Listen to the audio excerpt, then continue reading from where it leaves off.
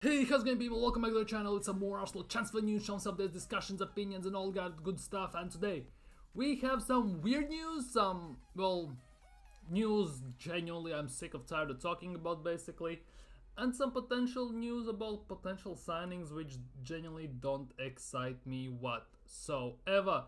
But otherwise, Arsenal, I don't know how it feels like. Arteta said he will be active and aggressive in this transfer window. We are, well, 3 weeks in and nothing has happened pretty much yet, except for Calafiori, which also isn't, to be honest, a full done deal, but it's getting there, it's pretty much done and dusted. We're gonna move on to who? I have no idea, because, let's be real, all these rumors are more PR than anything, it feels like, genuinely, and that is what is very, very annoying at the moment. But enough about that, let's get into transfers, speak on them, like, comment, subscribe, hit that bell, and let's do this. We are kicking things off with Calafiori. Arsenal are ready to match Bologna's 43 million pounds, I think, asking price for Kadogo Calafiori in order to get the transfer over the line. Chelsea, Spurs, Newcastle are also interested in the player, but rejected anyone else keen on joining because he is excited, as it says here, Mikel Arteta's side. Calafiori is crazy for Arsenal, man. These PR wars just make me sick. Genuinely, like, let's be real, in these transfer windows, it's either done deal or not deal. There's concrete evidence that there is interest. Well, there is either interest or there isn't interest. This concrete interest, interested, monitoring, and all that stuff just needs to go, genuinely, because I'm not gonna lie, Fabrizio Romano tweets the same thing 65 times a day. We just changed the words, basically. There is Arsenal are strongly interested in signing Calafiori. Then, in about few hours, Arsenal are monitoring Calafiori's situation. And all that stuff is going over and over and over, and everything is just mad. Either you do the deal or you don't. Straight up, nothing more, nothing less. In a way, because of this new era where what I'm talking about here is the online social media era, it has kind of ruined everything, because the excitement of old days, like, let's just say when you turn on the news, you read the newspaper where it was Arsenal have signed someone, and you are excited to read who and where he's gonna slot into the team and what's happening, because now you get linked to every single Harry in the world, and then at the end of the day you sign none of them, because at the moment Arsenal have been linked, I think, with about 75-80 players, because I did a video about a week ago where we were linked with 50 plus players already, and to this day there have been about 5 to 10 more, if I'm not mistaken, so 60 to 70 players already, and we have signed none of them. That's the big part. Looks like Calafiori will be the first one. Get this deal done, move it fast, sign him by end of Monday, and let's move on, because this is now dragging these situations. It's genuinely sickening, because 100% Calafiori is already in London. Already everything has been done. It's basically just dragging out long for the views, for the clicks, and all that basic stuff.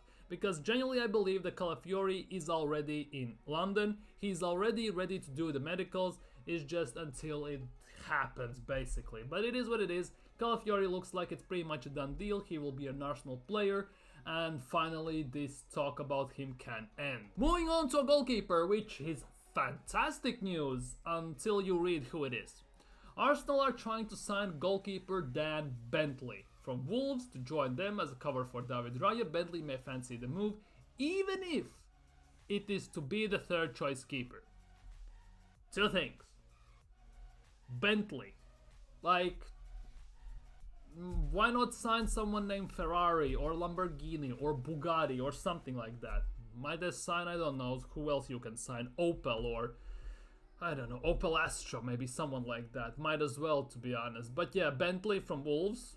First things first. Second of all, Bentley may fancy the move, so he may fancy the move, so there is no guarantees. It's a may, it's another, there is interest, there is possibility, there is concrete evidence and all that type of PR, and if it's so, it's the third choice, even as the third choice. So this means one of two things: either Ramsdale is staying, or he will be the third choice behind Karl Hein. Now, if he's the third choice behind Karl Hein, there is no reason whatsoever to sign him. It will be useless, irrelevant, and nobody cares whatsoever. Let's be real and get this out of the way. Seriously, because if you are gonna sell or Ramsdale, which I'm not sure we will, to be honest, with the asking price. And today I'm reading reports that it might be even a loan, which is even the most shocking and abysmal thing you could ever do, to be honest. Because let's be real, when we signed Raya, Edu and Arteta knew that Ramsdale is not going to play. First things first. Second of all, at the time when we signed Raya, Ramsdale was valued as one of the highest value goalkeepers in the world.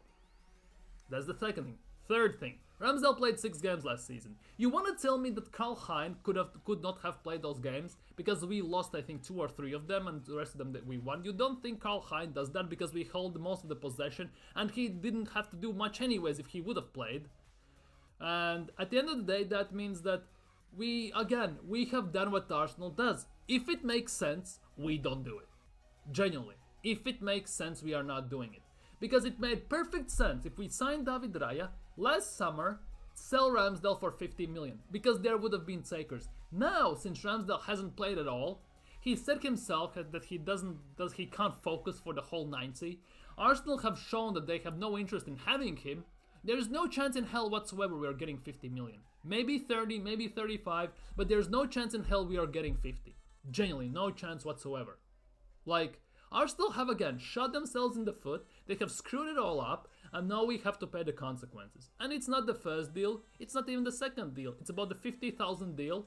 It's gonna happen again, and I guarantee you it's gonna happen again and again and again until something in that upper hierarchy that is responsible for signing and selling players, something changes. Genuinely. Until I see Edu sell someone for massive value, for proper value, with return on the investment, there's nothing. Genuinely nothing to be excited when Edu goes into transfer market. Because you know how they say, it's a different knock when Arsenal is knocking on your door. You know, when Edu is knocking on your door, they open the door, laugh in his face, and close the door. And Edu is left behind the door, sliding a letter under the door to try and figure out, to give them the chance to read it. And then it's up to them, they read it or not. Genuinely. And there is nothing that. There is no knock when Arsenal are coming with Edu at the wheel in transfer negotiations. Genuinely, there's no knock. He just goes,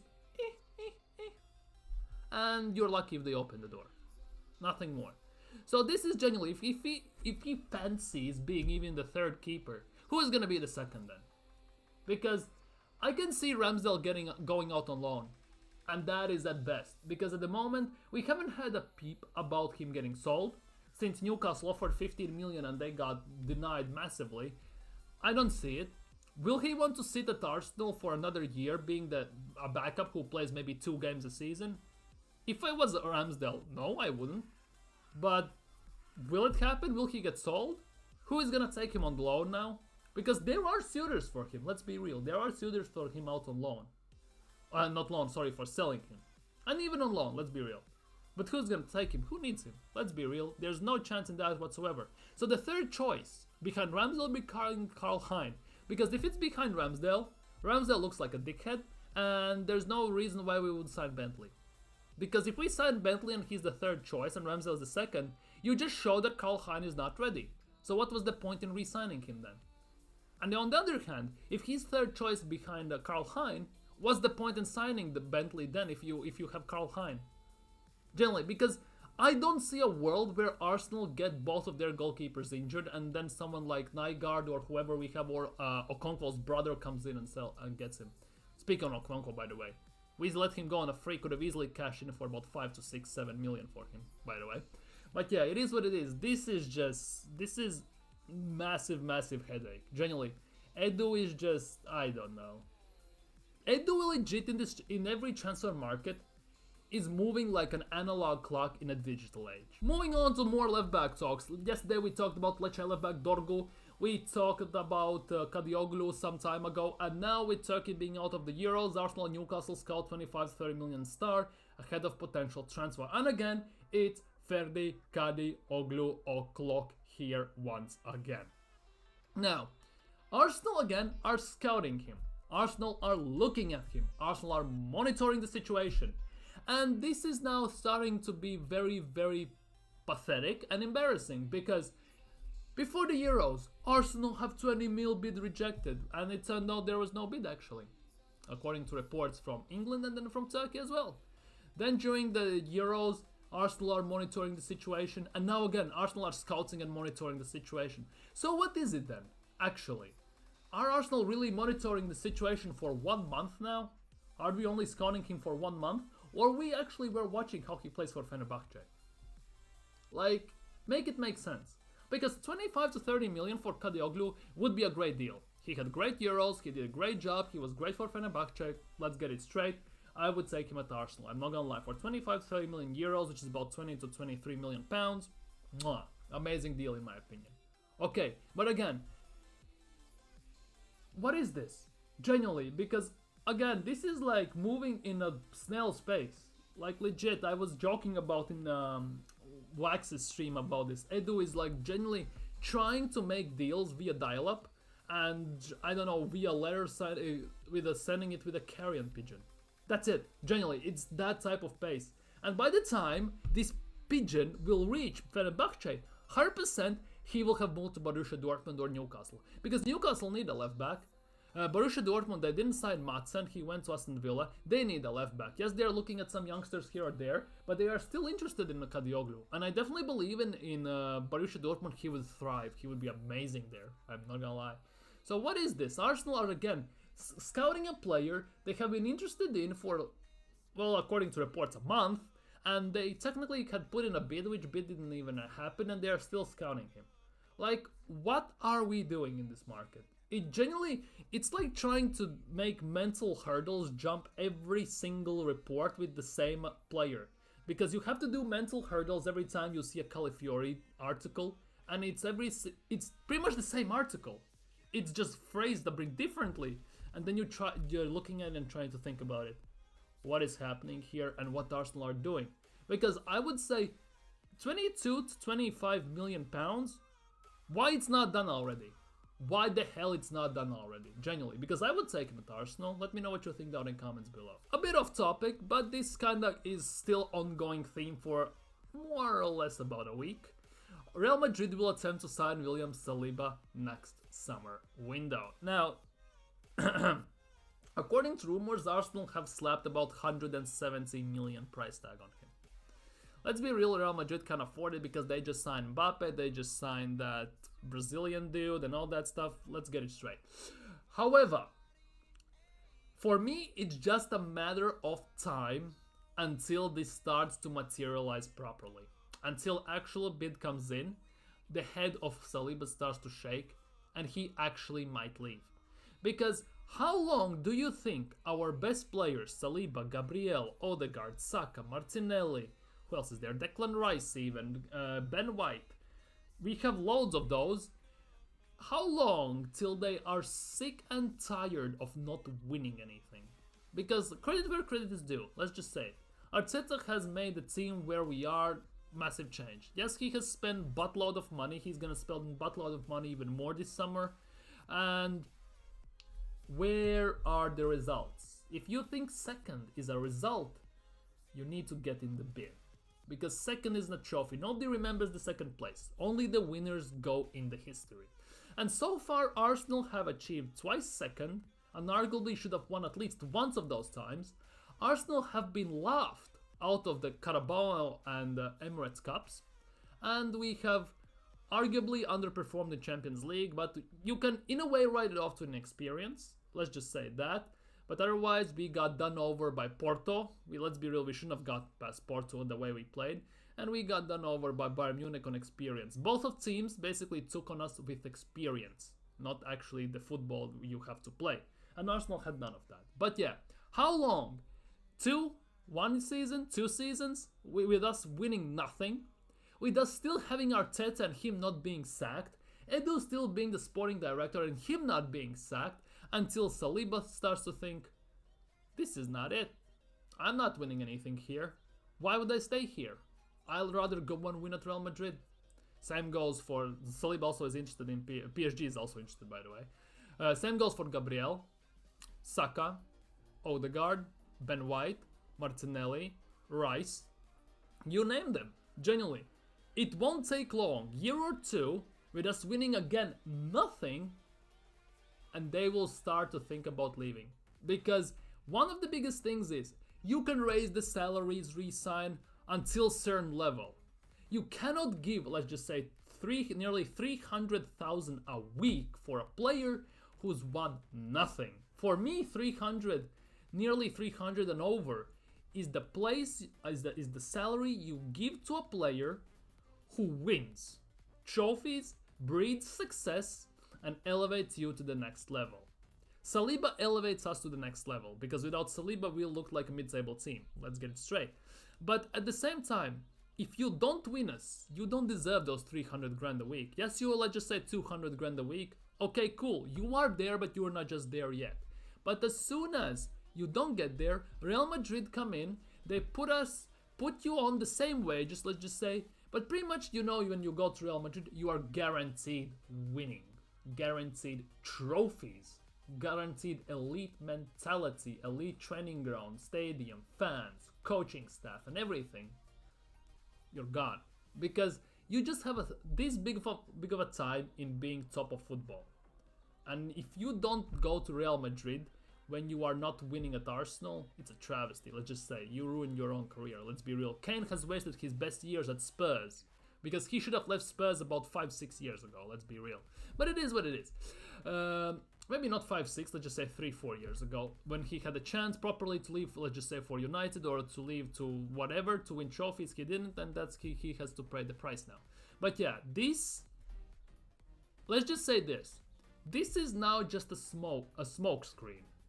But at some point, this smoke screen actually could materialize in actual fire, and as we all know, where is smoke, there is fire, and this could become a reoccurring theme in multiple windows if we don't win anything, if we don't win Premier League or Champions League. Because winning Carabao Cups and FA Cups, it's cool, but it's not it.